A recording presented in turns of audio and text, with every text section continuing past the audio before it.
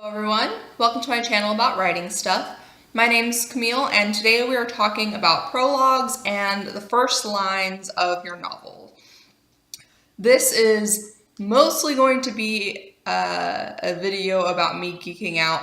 Usually I can't use examples on these kinds of videos because the things that I cover are very overarching and general, but with first lines and prologues I can utilize some of my favorite books and some of the more clever uses of these things. So that's what I'm going to do in this video. I'm going to be using specific lines from specific books that really utilize both the first line of the prologue and the first line of the actual story in very clever and diverse ways. There won't be any big spoilers in this video, but there will be the first lines and a couple hints on plot and things just to sort of give you guys a context. So if you are worried about spoilers, check in the description box below to see if I'm using some of the books that perhaps you don't want to be spoiled on. So the first thing that I want to say before I get into my big stack of books is things like the first line of your novel are not something you want to obsess over. You know, your first draft is going to suck anyway. Let's just say that flat out. First drafts usually suck. So when it comes to first lines, when it comes to the opening scenes of your story, understand that these things are not set in stone, and it's better for you as a writer to just sit down, write through it, and keep writing, and then go back and change these things in later drafts and in revision. The last thing you want to do is sit and overwork the beginning of your story to the point where it is vastly different from the rest of your story. You don't want to try and make just the beginning first paragraphs or the beginning first scene very beautiful and flowery to the point where it becomes almost purple prose and then not have that reflected in the rest of your story. You want everything to be very cohesive and the same all the way through when it comes to writing style and word choice and things like this. But I'm going to pick up and hint at and go over some of the really beautiful things done in these stories to kind of give you an idea if you are struggling with your first line or if you don't know necessarily what your first line should do. That's what we'll be covering. And when it comes to prologues, a lot of people say don't have a prologue in your story, which I don't agree or disagree. It comes down to doing everything in your story with a purpose, knowing why you have a prologue. For example, if you have the typical info dump prologue, that's shitty. You don't do that. Scatter your world building throughout your story as it's relevant or as it's necessary. But I specifically chose all of these books that have a prologue just so that I can point out the reasons why these authors decided to have prologues for these stories, so that I can show you the right way to do things. And I love giving examples. So without further ado, let's go to our first book, which is The Ocean at the End of the Lane by Neil Gaiman. If you haven't read this story, just to touch on a little bit, it is the story about a young boy being told when the young boy is now a man, and it's basically about the young boy coming into conflict with this evil babysitter monster demon and being aided by the Hempstocks, which the three of them are basically a paragon for the triple goddess, etc.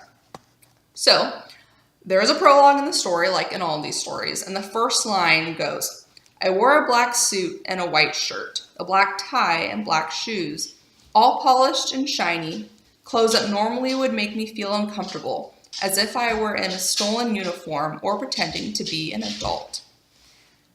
And I love this because the main character is coming from a funeral. We don't know whose funeral.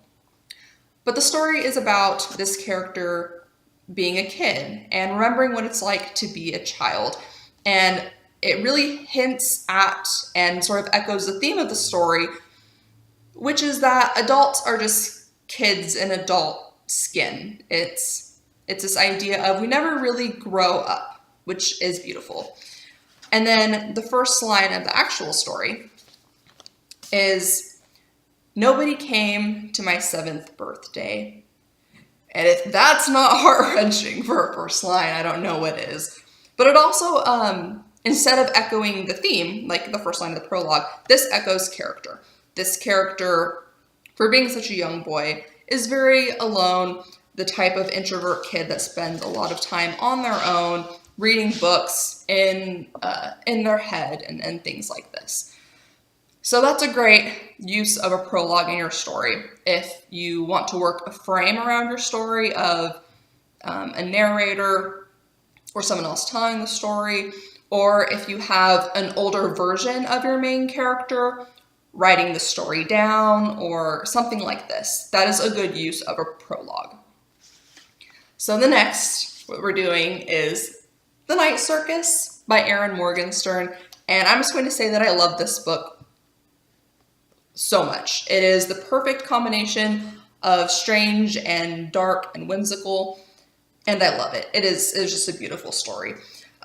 Okay, so the prologue for this book begins. Oh, and if you haven't read The Night Circus, it is about a circus that comes at night. There's a magical battle between 2 magicians, and that's pretty much it. It's also a romance, and it's just a really pretty story. So the first line of the prologue is, the circus arrives without warning. And I love this because as the prologue, there are 2 running timelines in this story. So this is part, I'm guessing, of the future timeline. And it very much hints at the theme of mystery in this story. It hints at the tone of the story, which is mystery. The magic in the story is very free-floating. The circus in and of itself is very much a mysterious entity. So it really establishes in that first line, shit is strange and awesome and weird. And then the first line of the story is, the man billed as Prospero the Enchanter receives a fair amount of correspondence via the theater office. But this is the first envelope addressed to him that contains a suicide note, and it is also the first to arrive carefully pinched to the coat of a 5-year-old girl. And I love this because from the first line, we get this hint at the relationship between Prospero the Enchanter, the person who wrote the suicide note, and this little girl. And it hints at the theme of stress between people you are in a relationship with, or people you are in, you're related to, and things like this, which is a big theme throughout the story. You know, it's not a story just about the magic and the enchantment of the circus, but it's also a story about the strain between you, yourself, and people that you love, or that people who should love you. Love that book. Okay, so next we're doing The Historian by Elizabeth Kostova, or Kostova. I don't know how to pronounce that. American English, I don't know how to pronounce anything. If you haven't read this book, it is like a triple timeline retelling of Bram Stoker's Dracula. It's pretty intense, but it's a very meaty book, and a lot of it is about travel, as opposed to like just a vampire story.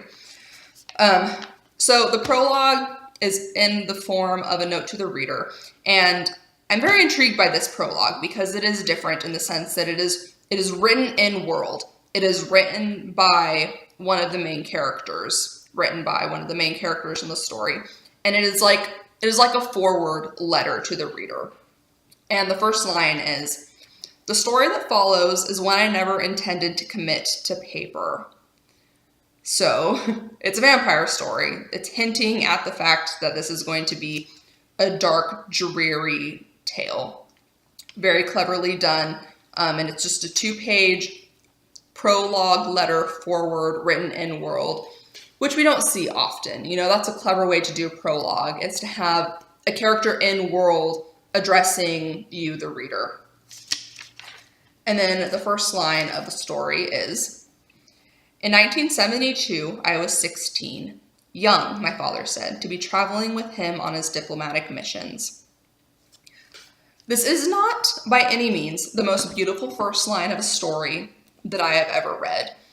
However, with this story being a vampire story, that's what's on the back. That's what the reader anticipates going into the book.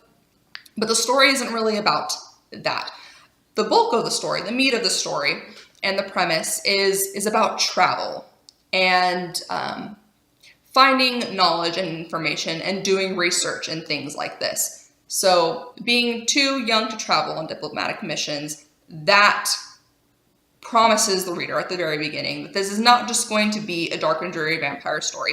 This is going to be a story about travel and being not only too young to do certain things, but being a little too naive, because that is common amongst these three main characters, is they get themselves into trouble because they're all naive or young mentally. Okay, so next, we're doing The Wise Man's Fear by Patrick Rothfuss. And I really could have picked either book, and I really could have gone with the prologue or the epilogue, because in both books, they really do echo each other. But if you haven't read these books, I'm not even going to try to explain them. It is epic fantasy, first-person story about a guy's life who's good at everything. There you go. So the first line of the prologue is, "Dawn was coming. The Waystone Inn lay in silence, and it was a silence of 3 parts." Now, this story did not need... Okay, let me start over. This story, this plot, did not need a prologue. The way that this story works and the way it's laid out, outside of the prologue, there's already a framework. The reason I think why Patrick Rothfuss decided to do a prologue is to establish this idea of tone and language. It was a silence of 3 parts. That tells the reader that, yes, this is an epic fantasy story, but the language is going to be in a literary fashion, and it is going to be beautiful. So anticipate these pretty, flowery analogies and word lore, essentially. And then, I'm not going to talk about the first line. The first line is just about Bast. So, okay. Now, and so that's a good thing you can do for a prologue too, is if you're writing, let's say you're writing like a mystery novel. Well, I guess you can have literary mystery novels, but I mean, let's say you're writing a genre novel, but you want to establish that your language is going to be pretty, or you want to establish that, it's going to be a letter format or email format or a different sort of format. That's a great use of a prologue, is to establish a different format or the type of language or the type of tone you're going to have in your story. So next we're doing City of Heavenly Fire by Cassandra Clare. If you haven't read it, I won't spoil anything, I promise, because it is the last book in this particular series. Now, the Mortal Instruments series, Cassandra Clare is not really known for banging out these just amazing first-liners or one-liners, unless she's writing Jay Swalen dialogue. However, this last book does something clever that I don't think the other books do. So let's get into that. YA contemporary fantasy novel. So, prologue. On the day Emma Carstairs' parents were killed, the weather was perfect. Now, this is a great use of the prologue because we don't know who Emma Carstairs is. Well, we don't know her well. We're essentially introducing a new character, and it's, we're going to the last book. We know a big battle is going to happen at one point, and it's just like, oh, great, more people are gonna die. But the weather was perfect, so woo. And that's a good pithy one-liner. So it's a good use for prologue if you want to introduce, or say you're writing a series, you need a prologue. Introducing a new character is a good use for a prologue in that situation. And then the first line of this book is, "Picture something calming, the beach in Los Angeles," which is just like a punch to the gut because we've already been there. We already just saw some stuff go down in Los Angeles and picture something calming, like the beach in Los Angeles. It's like, yeah, take the finger. Okay, so next we are doing Elantris by Brandon Sanderson. I lost the dust jacket. But it's his first published novel. And this story is about the city of Elantris. It was magical, there were magical people, and then everything just stopped working like 10 years ago. So the first line of the prologue is, and it's a very short, condensed prologue, let me say that up front. The first line is, Elantris was beautiful once. And in this very short prologue, it is established about the magic and everything and how it had gone away. And that's a very clever one line for such a short, condensed prologue about a place that was once magical and full of gods, essentially. And then we get into the story. And the first line is, Prince Raoden of Erelon awoke early that morning, completely unaware that he had been damned for all eternity. Okay. Yes, it's a little melodramatic if you ask me. And technically it does break viewpoint and it steps out of the timeline a little bit. Because it's third person limited, and when Raoden wakes up, he doesn't know he's damned for all eternity until he looks in the mirror. But that is a great line, because we had just learned about beautiful Elantris, and everything stopped working 10 years ago. And then we get, and that's kind of a hook, I think. There's a decent amount of hookishness going on in that prologue. But then the first line of the book is just like, bam, inciting incident. Because, as we know, Raoden is damned for all eternity, becomes an Elantrian, which is no longer good, and then gets thrown into the city. So everything happens very quickly, which is great for an epic fantasy. We don't see that very often. A lot of the times when people are writing epic fantasies, they take a very long time to establish world and community and character before we actually get into the inciting incident. So it's a great way to, I guess, set up a very quick inciting incident, is to have a quick prologue and establish the status quo, and then go into the first line of your story with, well, status quo is broken. Shit's about to get real. Okay, so this is a long video. One more book left, and that is Needful Things by Stephen King. Older-ish book, I think. This is a story about a creepy talent hand guy who opens a shop in a little town and just starts making people go crazy and make bad choices and kill each other. So, now the prologue for this book is very clever. It is also an in-world prologue. It is a character who is unbeknownst to us telling us, the reader, about this small town. And I love it. Or here, let me read the first line first. So, the first line on the page prior is, you've been here before. And then it goes into, sure you have. Sure, I never forget a face. And I love this because the city in which the story takes place, Castle Rock, is common in Stephen King's other works.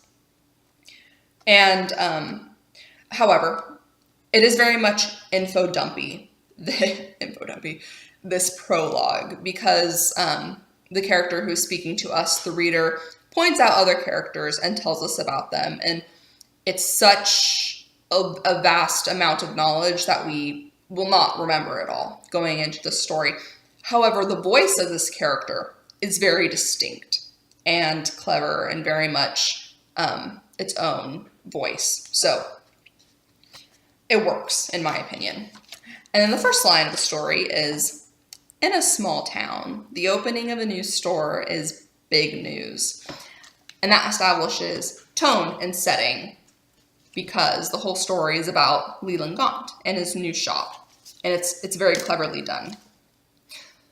So those are just a few decent examples of reasons to use prologues, what your prologue can do for you and your story. And then just a couple things that first lines do. You know, a first line in a novel is not the first line in a short story. The first line in a short story is meant to be a hook and really grab the reader, for the most part. But in a novel, you have a bit more room. And there is a lot more to establish early on in a novel. Things like tone and setting and theme and character. So don't obsess over these things. And remember that these things are not set in stone. A couple honorable mentions that I want to do. I don't have the physical copies of these books because I lent them to people and they haven't been returned yet. So, Mistborn, also by Brandon Sanderson, The Final Empire, the first book. The prologue starts with one of the pages of the journals that is a common theme in the story, and it goes, "Sometimes I worry that I'm not the hero everyone thinks I am," which just completely sets the tone and theme for the whole story and all the information that Vin and Kelsey and Sazed are trying to find out. And then the first line of the actual book is, "Ash fell from the sky," which I freaking love that first line because it just establishes this dreary, post-apocalyptic type landscape with just these morbidly sad people, and it's brilliant. And then, of course, the Gunslinger, Dark Tower series, Stephen King, the Man in Black fled across the desert and the Gunslinger followed. Woo! Very good first line. You know, that's an example of a hook. You know, it's, of all the examples I've given, that's the only one that's actually a hook, which is very rare to find in novels. So like I said, don't obsess over your first line. And then, of course, there's Rebecca by Daphne du Maurier. Yes, I am a sucker for the classics, classic mystery and classic romance. Pin me typical, but the first line of Rebecca is, "Last night I dreamt I went to Manderley again," which just establishes this dream-like atmosphere, and it is such a beautiful opening line, in my opinion. It's, I love it. So anyways, this was really just a video about me geeking out and telling you why I love these prologues and first lines for these stories. So I don't have a resource, but I will link. I don't know. I'll put all these books down in the description with the little line of why you should read it. And yeah, so next week we'll talk about something else. And I'll see you then. But for now, as always, you should be writing stuff.